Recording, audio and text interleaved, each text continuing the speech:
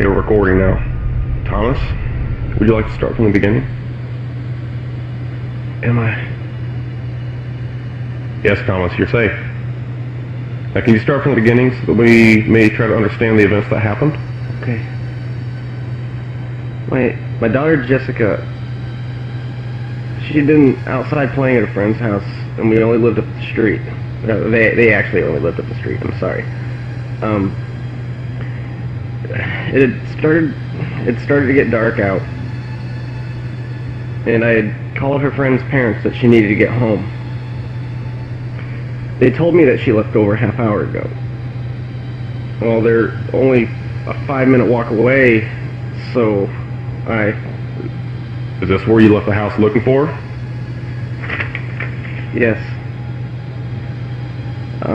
We live in a wooded area, and I knew she liked playing there with friends, but going alone didn't make sense. Okay, so what happened next? I was calling Jessica's name, and it had been really getting dark out now. I was walking through the woods, looking and listening to anything.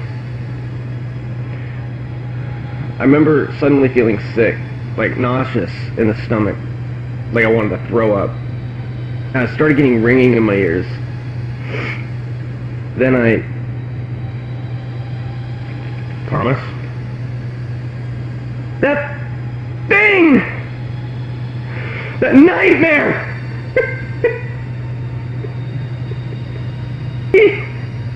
No, Jessica's clothes. One of its hands. Okay. Can you please describe what he looked like? It was tall. It appeared to be wearing a suit, but there's no way it was human. There's no way. The arms are almost to the ground. I've never seen anything like it. It's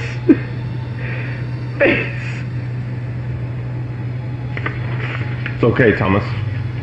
You can continue. that horrible fucking face, just staring at me.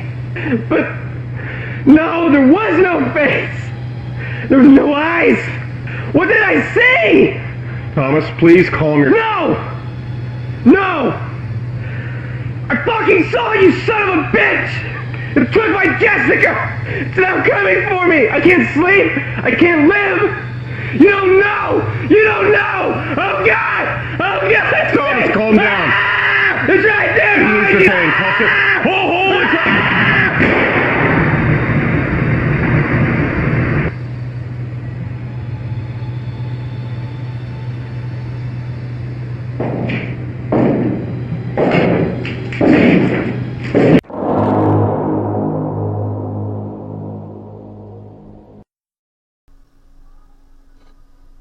Cuando el personal de seguridad llegó a la escena, lo único que pudieron encontrar en la habitación fueron los 2 disparos en la pared que había hecho el oficial que se encontraba ahí, Thomas Neely, y el oficial.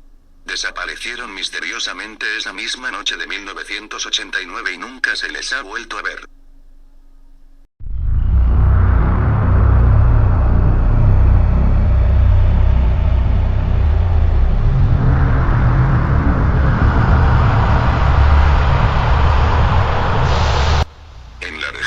Michoacán había un colegio que, hasta la fecha, apenas había contado con incidentes importantes.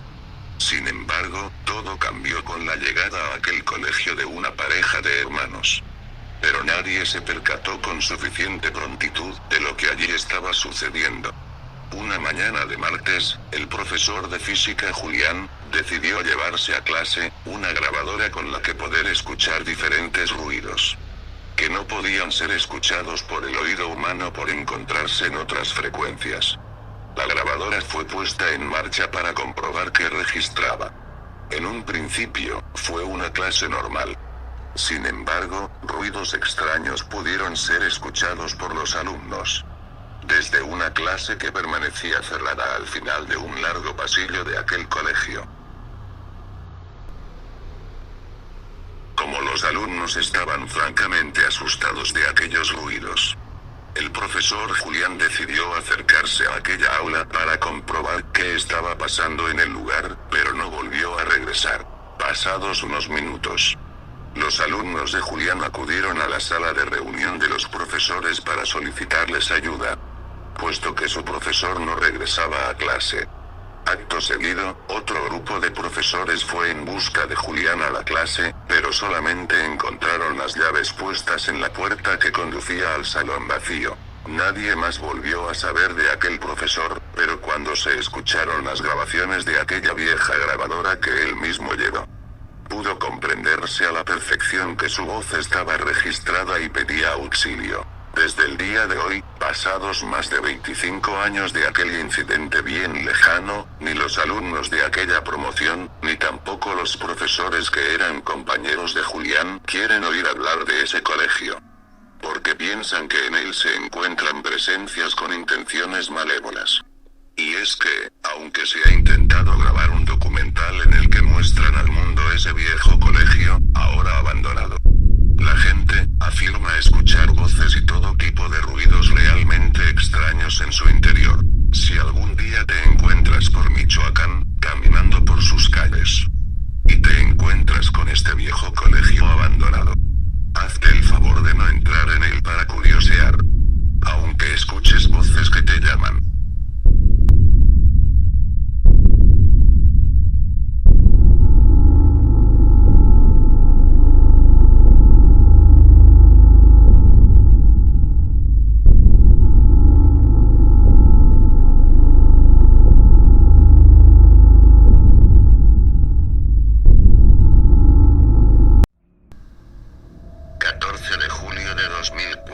Es la fecha exacta en la que el gobierno de los Estados Unidos de América reveló oficialmente la existencia de la misteriosa Área 51. Desde su revelación, miles y miles de teorías, conjeturas e hipótesis se han construido en torno a esta.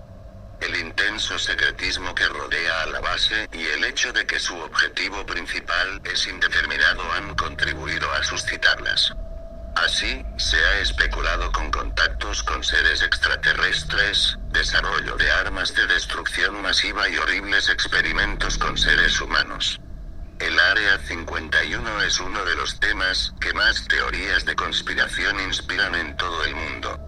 Muchos darían lo que fuera por tan solo poder acercarse un poco y atisbar aunque sea una porción de lo que en realidad oculta.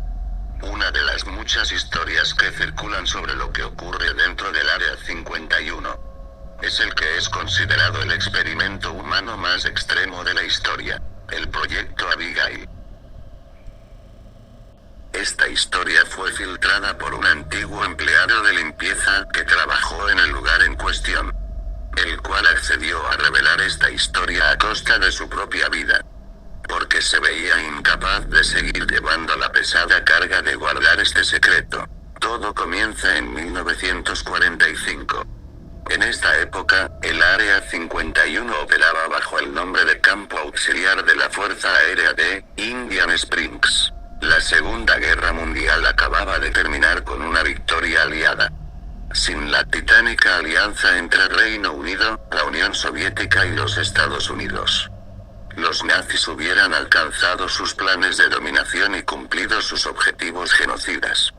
Según cuenta este hombre, la base había sido construida para el desarrollo y resguardo secreto de armamento avanzado y en la época inmediatamente posterior al fin de la guerra continuó con este propósito, hasta que, en medio de la Guerra Fría y la amenaza constante de una guerra con la Unión Soviética, el gobierno aprobó el uso de la base para experimentos de tipo biológico. El gobierno consideraba crucial el desarrollo de armas biológicas, para mantener su hegemonía mundial y superioridad armamentística sobre el resto de naciones.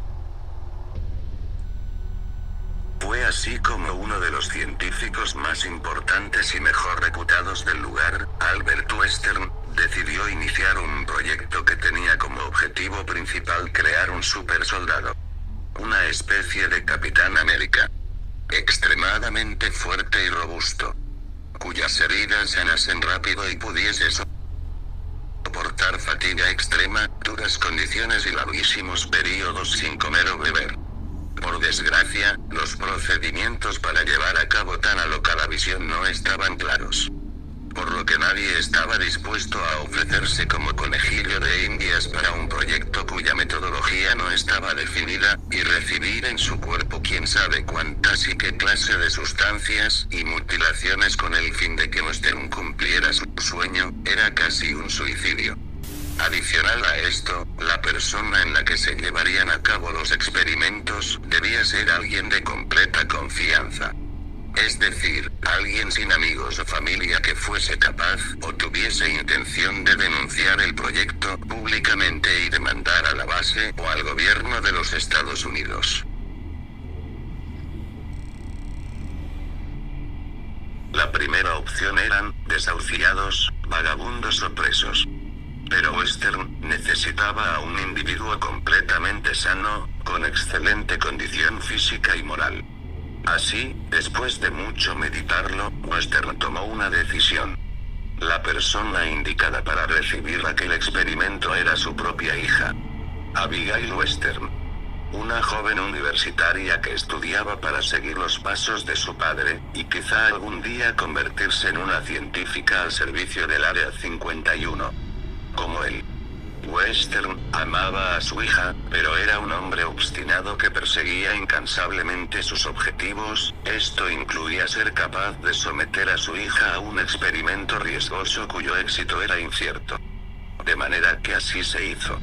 La chica fue sometida a todo tipo de cirugías e implantes y pruebas de sustancias.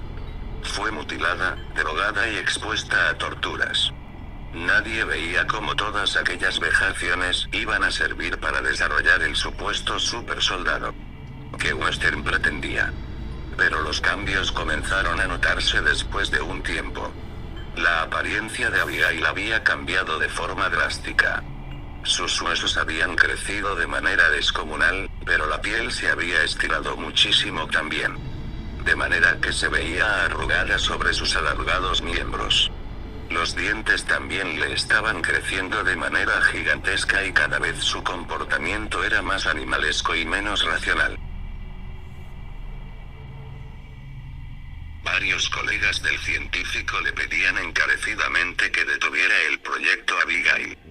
Que aquello estaba fuera de los límites de todo actuar humano y científico. El proyecto se había desviado y ahora el daño era irrecuperable. Pero Western, en su obstinación, estaba dispuesto a llevar el experimento hasta sus últimas consecuencias. No era que odiase a su hija, al contrario, era lo más preciado para él. Pero sabía que si daban fin al proyecto, la joven moriría inmediatamente, puesto que su cuerpo desfigurado ahora dependía de la tecnología y condiciones que se tenían en la base para subsistir. Algunos empleados del Área 51. Los cocineros revelaron al hombre que filtró esta historia que a ellos se les ordenaba preparar enormes platos de comida, que debían introducir por una ranura a una habitación sellada con una puerta de acero, y que estos nunca supieron con certeza qué había detrás de esta, pero que corrían muchísimos rumores sobre la clase de monstruo que se encontraba allí dentro. También decían que en varias ocasiones lograron ver a Western parado frente a la puerta, llorando o hablando con esta criatura. Finalmente Abigail terminó por perder lo que le quedaba de racionamiento humano. Se convirtió en una bestia. Todo había oficialmente fracasado. Western se había dado cuenta del error que había cometido. Había sometido a su hija a un sinfín de padecimientos sin el criterio científico suficiente. Y con eso solo había logrado convertir a su adorada y hermosa niña en un monstruo salvaje y letal, que solo veía por su subsistencia. Sin nada por qué seguir viviendo, el hombre que ideó aquel cruel proyecto se suicidió 2 años después de que todo inició. No sin antes rogar encarecidamente que no asesinasen a su hija, que intentaran regresarla a la normalidad. O que por lo menos la dejasen con vida. El gobierno de los Estados Unidos no estaba dispuesto a seguir gastando presupuesto con ese proyecto fracasado. Pero por respeto a la reputación que había tenido el padre, cumplieron con la parte de dejar la comida. Ellos no la iban a matar de forma directa, pero dejarían que el hambre fuera el encargado de llevarse a ese monstruo. Se dejó de prestar atención médica y hacer comida para Abigail. A resultas. La primera noche muchos empleados de la base aseguraron escuchar aullidos y fuertes rasguños. En un momento, se encendieron las alarmas, pero al ir a revisar, para su sorpresa, la puerta de acero estaba derribada y el monstruo no se encontraba allí. Un rato después, se encontraron restos de 2 guardias. La criatura se había escapado, hambrienta. Inmediatamente se llevó a cabo una extensiva operación de búsqueda y captura dentro de la base y sus alrededores. Aunque se intentó aniquilar a la criatura, las balas y explosivos no parecían dañarla gravemente. De manera que, una vez que lograron rodearla en una zona subterránea de la base, se optó por atraparla allí y esta zona se selló bajo capas de concreto, acero y hormigón. Han pasado más de 70 años del proyecto Abigail. Y todavía hay testimonios de empleados más recientes que afirman que en el oeste del Área 51, por detrás de las paredes y especialmente debajo del suelo, se logran escuchar rasguños y gruñidos ahogados de vez en cuando. A raíz de esto surge la duda de cómo ha podido la joven convertida en monstruo sobrevivir tanto tiempo sin alimentos ni agua. Tal vez esto signifique que el proyecto de Western no iba muy desencaminado y que, de seguir haciendo pruebas en otros sujetos, hubiera conseguido, eventualmente, crear su soñado soldado invencible. Pero a su vez surgen las dudas y el temor sobre cuánto tiempo exactamente puede sobrevivir esta criatura y, si ni las balas ni los explosivos convencionales pueden hacerle daño, entonces ¿qué? Hoy en día se cree que Abigail es uno de los motivos por los cuales el Área 51 es tan resguardada. No saben qué es y no saben cómo combatirlo. Temen que si algún curioso llega a toparse con ella algún día o si la criatura logra escapar, las cosas sin duda terminarían muy mal para todos.